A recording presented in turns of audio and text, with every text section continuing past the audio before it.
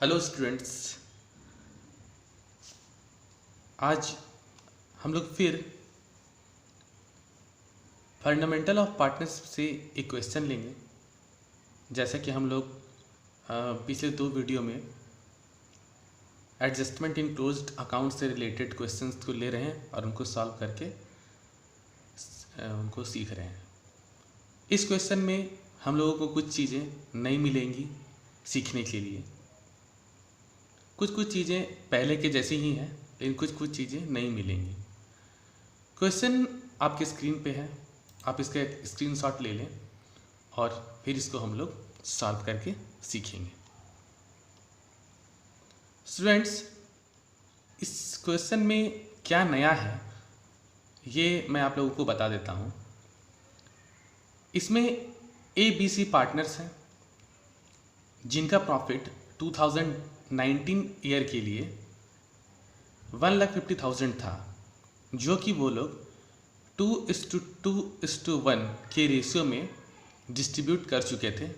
फिर उन लोगों को पता चला कि A और B को सैलरी देना था 1,500 पर क्वार्टर के हिसाब से, C को कमीशन देना था 18,000 पूरे साल के लिए। A और C ने मिलकर B को गारंटी दिया है 50,000 के प्रॉफिट का। इसका मतलब कि B का प्रॉफिट कम से कम 50,000 होगा। और जो लास्ट एडजस्टमेंट है वो है कि प्रॉफिट जो था उन लोगों का, मतलब प्रॉफिट शेयरिंग रेशियो, वो 3:3:2 था। प्रॉफिट को 3:3:2 में डिस्ट्रीब्यूट करना था। इसमें दो चीज़ें क्या नहीं हैं। पहला कि यहाँ पे आप लोगों को दो तरह का प्रॉफिट शेयरिंग रेशियो देखने के लिए मिल रहा है। एक तो वो जिसमें वो लोग पहले ही डिस्ट्रीब्यूट कर चुके हैं अपना प्रॉफिट, और दूसरा वो जिसमें उन लोगों को प्रॉफिट को डिस्ट्रीब्यूट करना चाहिए था। और दूसरा क्या है कि B को 50,000 के प्रॉफिट का गारंटी मिला हुआ है। तो जिस तरह से हम लोग हर क्वेश्चन को टेबल से बनाते हैं, तो इस क्वेश्चन का भी टेबल में हम लोग चलेंगे और फिर देखेंगे कि इसको किस तरह से हम लोग सॉल्व किए हैं। चलिए, ये हमारा टेबल आ गया है। स्टूडेंट्स, जिन्होंने मेरी पिछली दो वीडियोस देखे होंगे उनको पता होगा कि एडजस्टमेंट इन क्लोज्ड अकाउंट्स से रिलेटेड क्वेश्चंस को किस तरह से ट्रीट किया जाता है। उसके लिए सबसे पहले हम लोग एक टेबल बनाते हैं, एडजस्टमेंट टेबल स्विंग एडजस्टमेंट जिसको बोला जाता है। और इसमें हम लोग देखेंगे कि क्या क्या चीज़ लिखना छूट गया था, किस किस चीज़ का हम लोग को एडजस्टमेंट करना है। तो सबसे पहले A और B का सैलरी जो था 1,500 पर क्वार्टर के हिसाब से, वो हम लोग को क्रेडिट करना था, जो क्रेडिट नहीं किया गया था। तो जो सैलरी है, क्योंकि पर क्वार्टर के हिसाब से है तो उसको 4 से इंटू करेंगे, तो A का भी 6,000 और B का भी 6,000 हो जाएगा दोस्तों।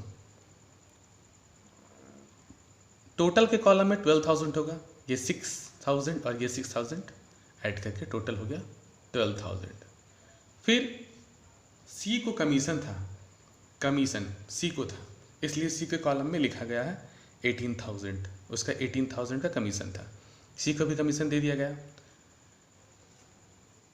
अब वो नया चीज़ जो इसमें हम लोग को देखना है, B को गारंटी मिला है प्रॉफिट से रिलेटेड। कितना उसका प्रॉफिट होना चाहिए? 50,000, 50,000। इसलिए B के कॉलम में पहले ही 50,000 प्रॉफिट के लिए लिख दिया गया है। ये भी हम लोग हटा लिए, टोटल के कॉलम में लिख लिए। अब कोई भी एडजस्टमेंट नहीं करना है, सारा एडजस्टमेंट हम लोग कर लिए, सैलरी, कमीशन और B के प्रॉफिट के गारंटी का। अब जो बचता है प्रॉफिट में से, वो रिमेनिंग प्रॉफिट होगा। रिमेनिंग प्रॉफिट के बारे में, रिमेनिंग प्रॉफिट किस तरह से कैलकुलेट करते हैं वो क्या है, इसका हम लोग पिछले वीडियो में हम लोग पढ़ लिए हैं। आप पिछला वीडियो देख सकते हैं इसके लिए। फिर भी मैं यहाँ पे बता देता हूँ थोड़ा सा। स्टूडेंट्स, वो लोग का जो प्रॉफिट था वो 1,50,000 था, जिसको बिना ये सब एडजस्टमेंट किए ही डिस्ट्रीब्यूट कर दिया गया था।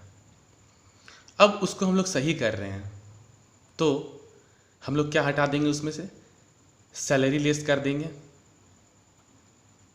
कमीशन लिस्ट कर देंगे, और बी को जो प्रॉफिट का गारंटी मिला है उसको हम लोग लिस्ट कर देंगे। तो जो बचेगा वो होगा 70,000।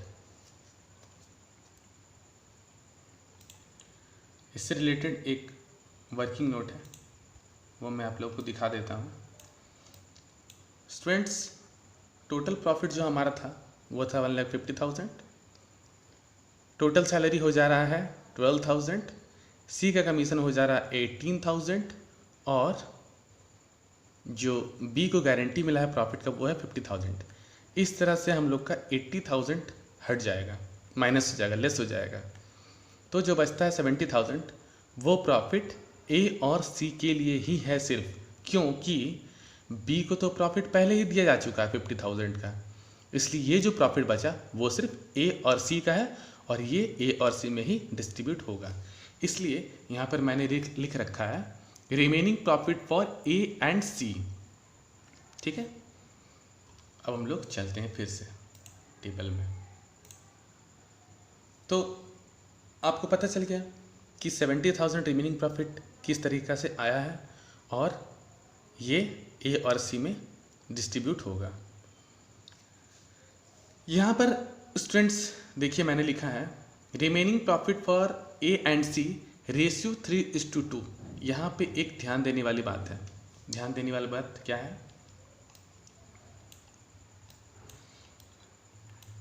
देखिए,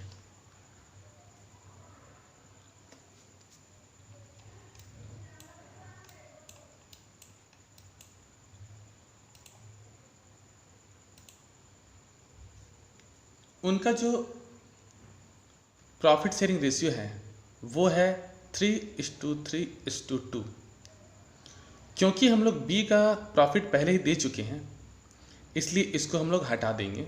अगर तो बचता है ए और सी। ए के लिए 3 और बी के लिए सी के लिए 2। इसलिए ए और सी के बीच का जो रेशियो हुआ वो हुआ 3:2।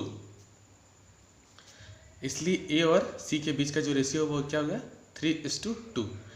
अब इस प्रॉफिट को हम लोग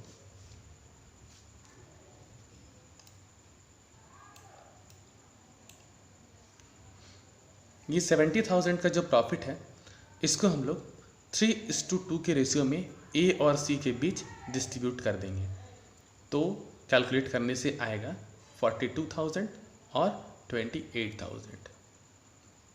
स्टूडेंट्स, फिर से एक बार सीख लेते हैं ये वाला कि ए और सी के बीच में कैसे ये 70,000 को डिस्ट्रीब्यूट किया गया है। क्यों किया गया है, क्योंकि प्रॉफिट में से 50,000 का गारंटी जो है वो बी को पहले से ही मिला हुआ है। तो ये तो प्रॉफिट बी को मिल गया, तो अब जो प्रॉफिट बचेगा वो सिर्फ ए और सी के लिए बचेगा 70,000। ये जो प्रॉफिट है वो ए और सी के लिए है। ए और सी, ए बी और सी का जो प्रॉफिट शेयरिंग रेशियो था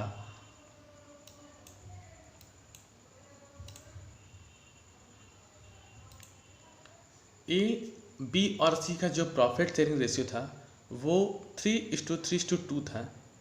तो अब हम लोग को उसमें से बी को अगर हटा देंगे, हम लोग हटाना है, तो ए के लिए बचता है 3 और सी के लिए बचता है 2। इसलिए ए और सी के बीच का जो प्रॉफिट शेयरिंग रेशियो होगा वो होगा 3:2। उसमें ही, उस रेशियो में ही 70,000 को हम लोगों को डिस्ट्रीब्यूट करना है, जो मैंने यहाँ लिख रखा है। Remaining profit for A and C ratio 3:2 के लिए, 2 के हिसाब से। तो उसको डिस्ट्रीब्यूट करने पर आ रहा है 42,000 और 28,000। अब स्टूडेंट्स देखिए, सैलरी भी क्रेडिट करने की चीज़ है, कमीशन भी प्रॉफिट कैपिटल अकाउंट में क्रेडिट होता है, और प्रॉफिट तो क्रेडिट होता ही है, ठीक है। इस तरह से ये जो सारा अमाउंट हुआ, ये सारा अमाउंट क्रेडिट करने वाला हुआ। तो ए में आ गया 48,000, बी के लिए आ गया 56,000 और सी में के लिए आ गया 46,000। अब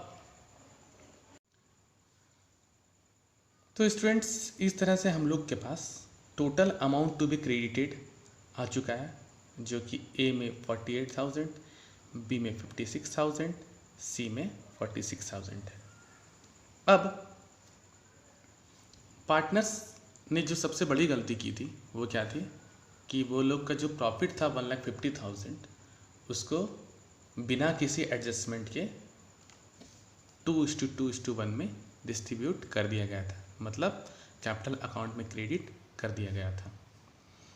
तो क्योंकि ये 2:2:1 के रेशियो में कैपिटल अकाउंट में क्रेडिट कर दिया जा चुका है, इसलिए स्टूडेंट्स इसको हम लोग अगर रेक्टिफाई करेंगे तो अब हम लोग को क्या करना होगा रेक्टिफाई करने के लिए, उसको हम लोग को कैपिटल अकाउंट में उसी रेशियो में डेबिट कर देना होगा। इसलिए यहाँ पर लिखा गया है amount already created now debited. तो इस तरह से 2:2:1 में 1,50,000 को डिवाइड करने पे हम लोग का आता है ए के लिए 60,000, बी के लिए भी 60,000 और सी के लिए 30,000। अब हम लोग के पास दोनों चीज़ है, मतलब total amount to be credited, total amount to be debited. तो स्टूडेंट्स हम लोग चलते हैं एडजस्ट करने की तरफ। तो 60,000 डेबिट, 48,000 क्रेडिट, तो बैलेंस आएगा 12,000 और साइन होगा डेबिट, क्योंकि 60,000 बड़ा अमाउंट था और उसका साइन था डेबिट। बी में भी 60,000 डेबिट, 56,000 क्रेडिट, तो बैलेंस हुआ 4,000 और जो इसका साइन होगा वो भी डेबिट होगा। क्यों? क्योंकि यहाँ भी 60,000 बड़ा अमाउंट है और उसका साइन है डेबिट। सी में 46,000 क्रेडिट में और 30,000 डेबिट में, तो बैलेंस आएगा 16,000 और उसका जो साइन होगा वो होगा क्रेडिट।